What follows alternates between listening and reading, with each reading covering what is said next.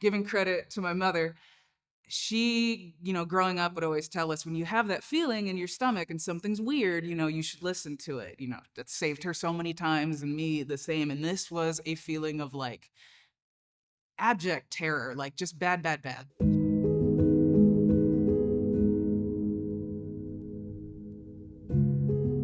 My name is Sonia Rosas. I live here in Packwood. I've lived in Packwood for, gosh, just about 6 years. It'll be 6 years this summer. I work at the coffee shop in town, and I spend a lot of time outdoors. I'm really into fishing, and I do a lot of nature journaling. So, being outside and around animals and tracking and all that, bird watching, it's just kind of what I do. But I'm from Seattle originally, so it's been very, very instructive living out here and being in a place where there are many large animals. My introduction to Bigfoot and Sasquatch came from my mother, and my mother has been a lifelong believer. She grew up with Patterson Gimlin footage on TV and was always firmly convinced that they're out there. And like a lot of kids do, me and my brothers kind of like haha poo-pooed it. She had a story about being on an overnight drive with her mother in Northern California, stopping. The two of them had to pee really bad. So they stop and they go to the side of the road, and they're both like peeing a couple feet away from each other. And all of a sudden, there's just this feeling and like the sound of these heavy footsteps on like the forested ground. And they both just looked at each other, and without exchanging any words, they just immediately both like stood up, pulled up their pants, buttoned everything up, got back in the car and drove. And they didn't talk about it for like an hour until they were like, what was that? And, like a lot of people were like, oh, whatever, you just heard something. It was a bear, it was a person. But after I had my experience, it was like click, and it like totally made sense. And we talked about it. And it was interesting how much parallel or overlap there was in the two experiences. My experience happened in 2022. 2022 was the summer of the Goat Rocks fire, and I don't know if that has any significance, but it's a piece of context. There is a lake just outside of Packwood. I'm not going to give the name away, but it's not difficult to get to necessarily. And I had started spending some time up there because I learned that this little lake, really more of a pond, had been stocked with cutthroat trout a number of years ago, and they were kind of populating, and sounded like a cool place to go fishing, and I fish a lot. So I'd gone up there a couple times. My partner, my brother went up there, like went exploring, like just nothing odd. It was really cool. You go up around the corner, you can see almost a 360-degree view of the Big Bottom Valley. It's awesome. Little campsite, whatever. I also realized that there's a ton of huckleberries. So when it's September rolls around, right around the time of this fire, I say to my coworker, I say, "Hey, do you want to go huckleberry picking with me? There's this old dirt road and it's all janky, but hey, we'll take this beater Subaru that we got. We'll go up there, we'll go pick some huckleberries, we'll have a good time." So that's what we do. We go up there and we got our equipment, and we're picking huckleberries, and we're chit-chatting about this and that and life and family and everything. A really nice baseline. It's a sunny day, like birds are calm, everything just feels good. And we've been picking and I remember like it had been almost 2 hours exactly. So like really just calm and zened out. And at one point, something just breaks that serenity that has been unbroken for 2 hours. And the detail I always describe, it's hard to understand if you're not from the Northwest, but when the needles from all the firs and pines and everything build up, they create a layer of duff that can be kind of hollow, that can get hollowed out, or there can be little caverns in there. So basically what I'm saying is if you grab a stick and you smack the ground, it'll create this hollow resonant, almost like a natural drum or resonant chamber. And I heard something like that. It was like a thunk, thunk, thunk. And it was so loud and so sudden that I like my heart jolted. I thought I could like feel it in my feet. I was like, that's weird. And so I stop, and Douglas's squirrel starts doing the they have this little chicory call. That's why I call them chickories. And I'm like, okay, well that's a little weird. And then a Stellar's jay starts doing this and I'm like, okay, that's something upsetting. And it seems like it's something on the ground, but I'm not totally sure. So I just go, hey, breaking the silence, and it's quiet. And I'm looking at my friend, and she's looking at me, and we kind of both have these nervous smiles, like, okay, it's okay. Let's just fill up our last little containers, and then we'll get out of here. It'll be fine. So we're picking, and like another minute, 30 seconds, I don't know, but not long after, it happens again. And now my pulse starts to race, and like my breath gets shaky and shallow, and something feels intensely wrong.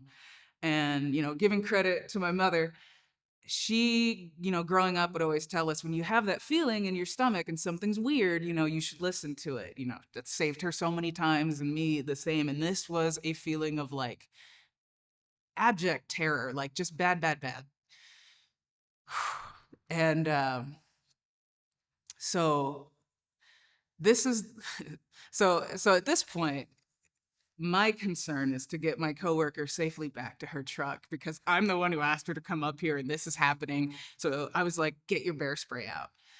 Just, we don't know. And so I am hurrying her to my car while I am yelling over my shoulder in the direction of where the sound came from. And it, like, the closest thing I can describe it to was like coming home from a hike in Glacier National Park in Montana, coming home a little bit too late, sun started going down, berries were ripe, I was scared, there's grizzly bears. So I was like yelling. So I'm yelling, I'm hoarse, I'm freaked out, get her into the car, crank the key and tear off back home. And it was just like, that was weird, what was that? That was weird, it was so weird, da, da, da, da.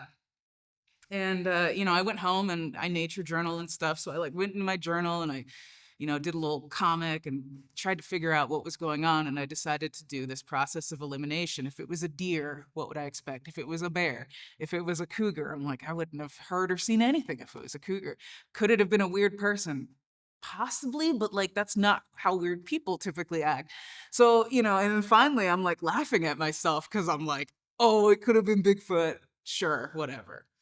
And I couldn't get over it, and it was bugging me and it was freaking me out.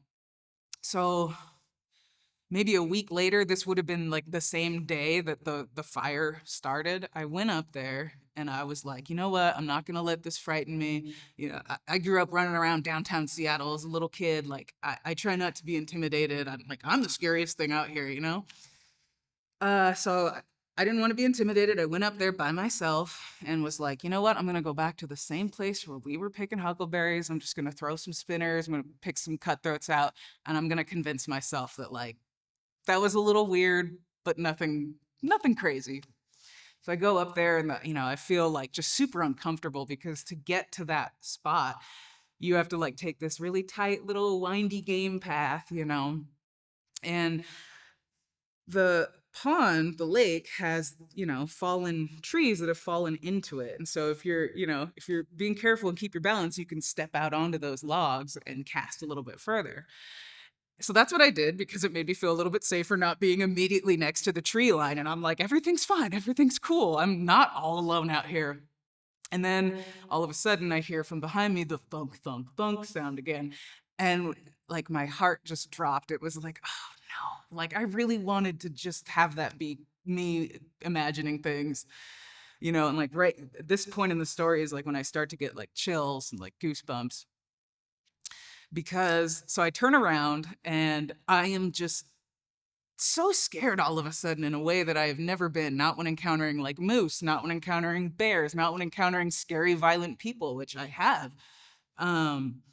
But it's like my knees started trembling. And like in cartoons, when people's knees start knocking to make the sound effect, that's what they were doing. And I didn't know that was a real thing. And I felt like everything got cold and shaky and uncomfortable. I felt like I was gonna throw up and I wanted to cry at the same time, but I was so scared. So I'm standing there just trying to see what happens. And I'm like, hey, like, maybe if it's a person, they'll say something back.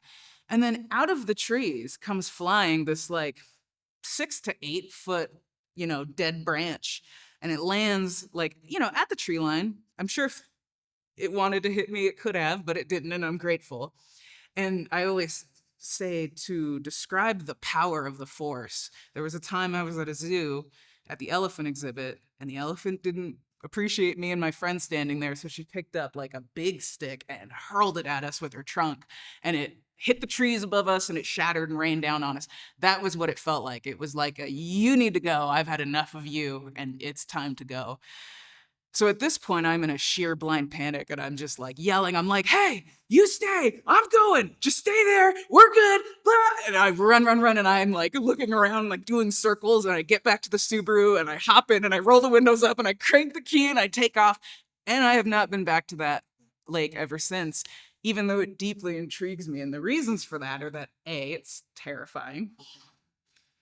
And B, that road is really difficult to navigate. You'd want four-wheel drive, and it's so overgrown that you'd want a vehicle that you didn't care about the paint job on. I would love to go back. I think about going back with like a group of people and having a camp out because it is a nice spot, but that and all of the scary, challenging, potentially traumatic experiences I've had in my life, there's nothing that has filled me with this primal elemental feeling of like just existential prey animal terror. And it definitely affected my ability to spend time outdoors by myself. I was terrified to just go on a stroll for like a couple years, but I really worked on it and tried to educate myself and got more into the Bigfoot scene and went on an expedition. So I feel a lot more confident now. And as like weird and creepy as it was, I am grateful for that experience. And I'm grateful it wasn't more frightening. Part of what made me feel so made me jump headfirst down the like Bigfoot rabbit hole was that, since I was 13 or 14, I've been really into nature journaling, which if you don't know is you go out and you observe nature and you ask questions about it and you use words, pictures, and numbers to learn more and have a richer experience. And so to me, it's like, if this phenomenon is something, and I think that whatever we want to call it, something is creating these patterns of behavior and phenomena, then it's on some level it belongs to this world, and I want a nature journal page of it, which is a little crazy and it's like a joke among like friends of mine, but it's, if I could just get a journal page of something, I'd be pretty stoked about that. Yeah. I mean, it's crazy. It's like everything is connected, and I feel like the fear, like the terror of being in the woods again, which means so much to me, and like feeling like that had been taken away from me. I have spent like the last 3 years since this event happened, like really learning to deal with like how to manage fear, how to regulate your emotions, how to let an experience pass through you without taking you over. And so I think that what I would do was just work on like distress tolerance, do some deep breathing, be calm. There, there, there was a time that I encountered a violent individual. I was at work and he attacked a security guard. Another employee went and took care of him, and I distracted this guy while the cops showed up. And I remember just intuitively understanding, of course, he's not a cryptid, he's just a person who was really unwell. And I started speaking to him and just like slow, calm, hey man, it's okay. I know this is a bad day for you. We're going to get it figured out. I think that's the energy that I would bring to that, because now that this isn't just like something that shouldn't exist and I have a better handle on it, I think that I could meet it with like more equanimity and compassion. And so I think that the orientation of like my mind and emotions to the scenario would help me to respond calmly and maybe with a little less panic and a little more grace. I've had people ask me if they thought that the fear was like endogenous to me or was being projected to me by whatever the subject was in the woods. And to that I say, I I don't know. If you I'm very agnostic about it. I'm not sure. The fact that it was an unusually like almost exaggerated sense of fear for the situation, like I didn't see anything, nothing harmed me. Has made me consider the possibility that I was being influenced by whatever the subject was, which isn't out of the ordinary. You know, we know tigers use infrasound. We know elephants communicate in low frequencies. So I'm willing to entertain the possibility that I was responding to an outside stimulus for sure.